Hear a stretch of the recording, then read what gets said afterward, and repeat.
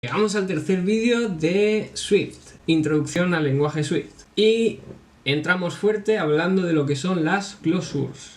Closures, insisto, es parte del vocabulario que emplea Fernando Cordón para hacer referencia a determinadas estructuras y que sea más sencillo saber a lo que nos estamos refiriendo a lo largo de la asignatura. Las closures las entenderemos como una representación literal de lo que son las funciones. Para entenderlo bien, lo que vamos a hacer es a las cuales estamos habituadas a ver y luego lo vamos a comparar con lo que es un closure. La closure y la función van a tener el mismo resultado. Tal y como vemos en pantalla, por aquí vemos representada una función. Empleamos la palabra clave func y esta función en concreto se va a llamar g. A esta función se le está pasando un parámetro, el cual es un int y al cual le hemos nombrado de una manera interna a. Esta función va a devolver un int, tal y como vemos indicado mediante la flechita. Ya habíamos hablado al respecto. Si no te queda claro esto, volvemos atrás en los vídeos y repasamos la teoría. Entre corchetes se está indicando la funcionalidad propia de la misma función, valga la redundancia. Y esta consiste en lo siguiente: return, o sea, va a retornar el parámetro que le hemos pasado y le va a sumar 50, otro int. Más abajo, y señalado con subrayador amarillo, vemos un closure, el cual está almacenado en una constante, let, a la cual hemos llamado gg. En este caso no es necesario indicar la palabra clave func, lo cual es genial porque nos evita teclear más. Todo sea por ergonomizar el lenguaje. Entre paréntesis, dentro de estos corchetes que hemos especificado después del igual, se va a indicar el parámetro que va a necesitar esta closure en concreto, el cual es a, que es un int, tal y como sucedía en la función anterior. A continuación se indica mediante la flechita, que es el guión medio más el paréntesis angular hacia la derecha, se indica lo que va a devolver, que es un int. Y a continuación indicamos in y lo que va a devolver,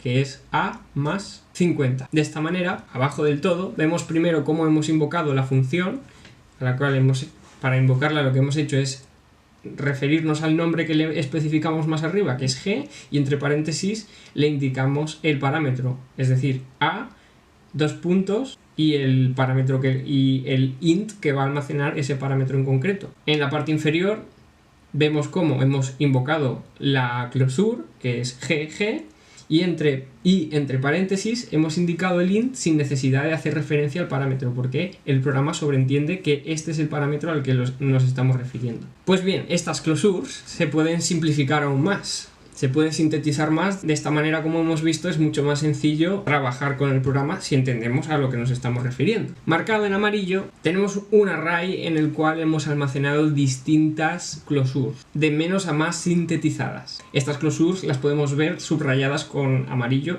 Por una parte, hemos almacenado la función g, que es la que teníamos especificada más arriba. En la segunda closure podemos ver cómo se está pidiendo el parámetro a, que es un int, y estamos indicando que se va a devolver un int, y que a continuación nos indica la palabra clave in y return, que es para especificar lo que va a devolver, que en este caso va a ser a menos 42. Esta sería una closure. En la tercera línea vemos otra closure en la cual vemos cómo prescindimos de indicar que a es un int. Sobreentiende que se trata de un int, el parámetro a, puesto que en el return, el cual va a devolver el parámetro a más 45, al ser 45 un int, a por consecuencia tendrá que ser otro int. De esta manera se evita especificar dos veces el parámetro int. En la cuarta closure vemos cómo ya ni siquiera estamos indicando el return, se sobreentiende. Hay un parámetro de entrada, indicamos la palabra clave in y después indicamos que a ese parámetro de entrada hay que dividirlo entre 42. También se sobreentiende que es un int, tal y como sucedía en la parte superior. Por último, la manera más sintetizada que vamos a ver en estos ejemplos es la siguiente. Ya ni siquiera estamos indicando el parámetro de entrada. Estamos diciendo que a lo que le pasemos, esto se hace mediante el signo del dólar y el 0, al primer parámetro que le indiquemos le vamos a multiplicar 42. Todos los operadores son clausuras. ¿A qué nos referimos con esto? Pues bien, vamos a recurrir al siguiente ejemplo para justificar la afirmación que acabamos de realizar. Tal y como vemos en pantalla, hemos indicado un type alias con esta palabra clave en cuestión, que es type alias, que reconoce el lenguaje de Swift. Y a este type alias le hemos nombrado como binary func, el cual se ve asociado a algo, una función, que va a recibir dos parámetros de entrada, es decir, int y int, dos ints, y que va a devolver 1. Esto podría ser el tipo de funcionalidad que puede responder, como por ejemplo a las multiplicaciones, a las sumas. Se necesitan, por ejemplo, dos parámetros y se devuelve 1. 2 más 2, 4. 2 ints y se devuelve un int. 2 por 6, 12. 2 ints y se devuelve otro int. A continuación se va a indicar una closure a la cual hemos llamado applier, y entre corchetes se va a especificar la funcionalidad que va a recibir esta constante. Por una parte, los parámetros, los cuales están dentro de los paréntesis que vemos al principio, los cuales son f, al cual hemos asociado el type alias anteriormente definido, binary func, el cual es una funcionalidad que va a recibir dos parámetros de entrada y que va a devolver un parámetro de salida, todos ellos int. Se indica el parámetro m, que va a ser de tipo int, y el parámetro n, que va a ser de tipo int. Todo esto va a devolver un solo int. Y por último, después del int, la palabra clave para indicar las closures, indicamos que la función retornará f, que es la función con el type alias binary func, que tomará como parámetros m y n, los especificados más arriba. Pues bien, afirmamos que todos los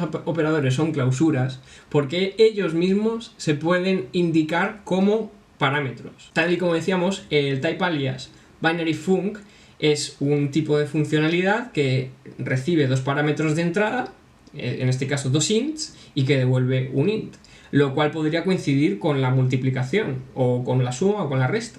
Por lo tanto, a la hora de invocar la closure que acabamos de definir aquí arriba, applier, podemos pasar como parámetro el propio signo de multiplicar, es decir, el propio operando, ya que el programa ya va a entender que se trata de una funcionalidad de tipo binary func, responde a esta funcionalidad. A continuación le indicamos los parámetros, lo cual devolverá la multiplicación de los dos parámetros que hemos indicado a continuación. Podemos vernos en el caso en que tengamos como parámetro una closure colgante, es decir, podemos ver que se nos ha indicado una closure como último parámetro. Vamos a verlo más claramente en el ejemplo que tenemos a continuación. Tenemos la función applierInf, la cual recibe como parámetros de entrada m, que es un int, n, que es otro int, y el type alias que hemos indicado más arriba, que es binary func, al cual hemos asociado el nombre f. Todo esto va a devolver un int y nos devolverá applier, la cual recibirá como parámetros f, m y n, que son los parámetros indicados en la función applierInf. Cuando llamemos a esta función, a applierInf, nos pedirá que indiquemos dos números, dos int, más una función del tipo binary func. En este caso, tal y como vemos en la pantalla, se estará indicando la función de la manera más simplificada, tal y como habíamos visto en la síntesis de closures, en la que multiplicamos los parámetros de entrada y sumamos los resultados. Pues bien, ¿por qué llamamos a este tipo de funciones clausura colgante? Por una parte, podríamos indicar todos los parámetros de golpe, los tres parámetros, es decir, los dos ints más la función de tipo binary func. Pero este tipo de funciones nos permiten primero indicar solo los dos primeros parámetros, los cuales son valores fijos, dos ints, y a continuación, fuera de estos paréntesis, ya indicar la closure que queremos que se realice. Todo esto entre llaves, la closure fuera, lo cual nos recuerda a la estructura de una función normal y corriente. Esto lo decimos para que no nos resulte raro a la hora de verlo más adelante, por si vienen casos de este tipo, pues saber que puede suceder esto, que la función que venía como parámetro la podemos especificar justo después de los parámetros mediante las llaves, para que no sea tan rebuscado. Opcionales. ¿Qué son? ¿Para qué se usan? Vamos a hablar de ello.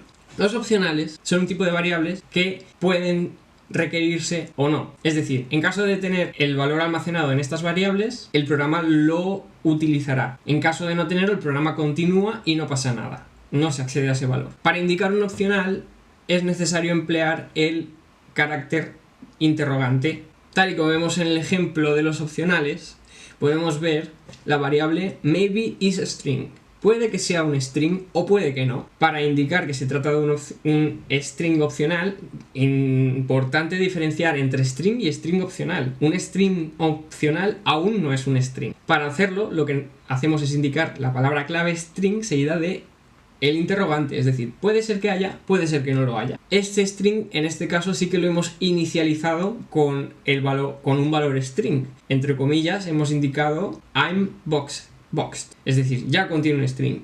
Este string, si lo desempaquetáramos, no nos daría problema porque efectivamente contiene un string. Por lo tanto, lo podemos pintar en pantalla sin miedo a que se crashee el programa. El problema viene cuando inicializamos un string opcional sin que contenga un string y que por tanto contenga un valor nil. En este caso estaríamos ante un problema, porque si lo desempaquetamos de una manera peligrosa, que ya veremos cómo se hace esto, el programa crashearía. No podemos pintar un valor opcional que no tiene el valor que debería tener y que por tanto tiene un nil. Si nosotros estamos haciendo el programa y utilizamos opcionales, es más probable que sepamos cuándo contienen y cuándo no contienen nils. El problema es cuando nos vienen datos dados y no sabemos lo que va a contener ese opcional. Puede ser que sí, puede ser que no. Para poder funcionar bien con los opcionales, existe una manera de desempaquetarlos de una manera segura. Esto lo vemos marcado en amarillo en el ejemplo que tenemos aquí, el cual es un procedimiento llamado if-let. En este caso, a este if-let le hemos llamado certainly a string, es decir, efectivamente eres un string. Le hemos asignado el valor, le hemos asignado el nombre de el string opcional que queremos desempaquetar, es decir, maybe is a string, y entre corchetes le hemos indicado dos dump, es decir, dos maneras de pintar sobre la pantalla, un string que confirma que efectivamente es un string y el desempaquetado del string que contiene, es decir, que se pinte por pantalla el valor que contiene el string que podría ser un string. Ahora ya este string opcional se ha convertido en un string sin más, un string, con todas las de la ley. De esta manera, si, por eso tenemos el if, en caso de que dentro de maybe is a string no haya un string, el opcional no será desempaquetado y por tanto el programa no crasheará. ¿Hay maneras peligrosas de desempaquetar estos strings opcionales o estas variables opcionales? Sí, por eso lo vemos aquí comentado, porque si desempaquetáramos esto que vemos aquí, sería algo peligroso, se rompería el programa. ¿Por qué? En este caso, el opcional que estamos especificando, maybe a int, no contiene un int, porque más arriba en el programa se ha especificado sin ser inicializado con el valor que debería contener. No contiene nada, es un maybe a int que no contiene nada, es un int vacío. Entonces, si desempaquetásemos este maybe a int con esta exclamación, que lo que hace es directamente convertirlo a un int verdadero, lo que haríamos es que crasharíamos directamente el programa porque no contiene nada, contiene nil.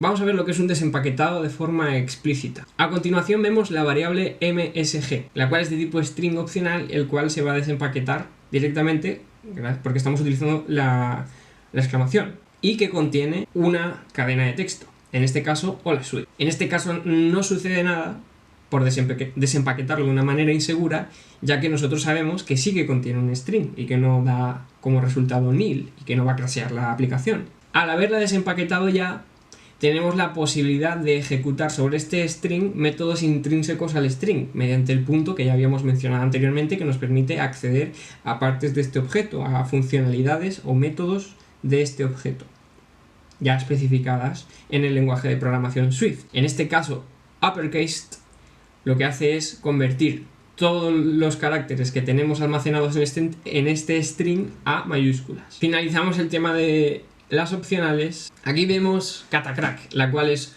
una variable opcional que no contiene el valor que debería contener y que si la pintásemos sobre pantalla, lo cual no vamos a hacer porque está comentado, lo que sucedería es que la aplicación crashearía porque no contiene el valor y por lo tanto da nil. Y Swift tiene mucho miedo a nil, por lo tanto cuando hay un nil, ¡pum!, catacrack, crashea. Vemos como el float que contiene es de tipo opcional y que se desempaqueta automáticamente. No contiene un interrogante. Bien, por último vamos a hablar de lo que es ward. Ward es un método útil que nos sirve para comprobar partes de una función que al completo no está construida del todo y que por tanto no funciona bien del todo. Es decir, para comprobar partes del código de una función en concreto que es más compleja. De este modo se impide que ningún parámetro indebido interfiera con la función. Acepta tanto expresiones booleanas como desempaquetados seguros. Para entenderlo veremos cómo actúa en la siguiente función. Tenemos la función foo, la cual acepta como parámetros de entrada dos opcionales, uno de tipo int y otro de tipo string, y devuelve un booleano. Si nombre no es igual a nil, es decir, si hay un valor dentro de estos, se retornaría true. En caso de que algunos de estos diera como resultado nil, se devolvería como valor false. Guard actúa como una especie de guardián para que las aplicaciones no crasheen a la hora de comprobar el código que se está ejecutando dentro.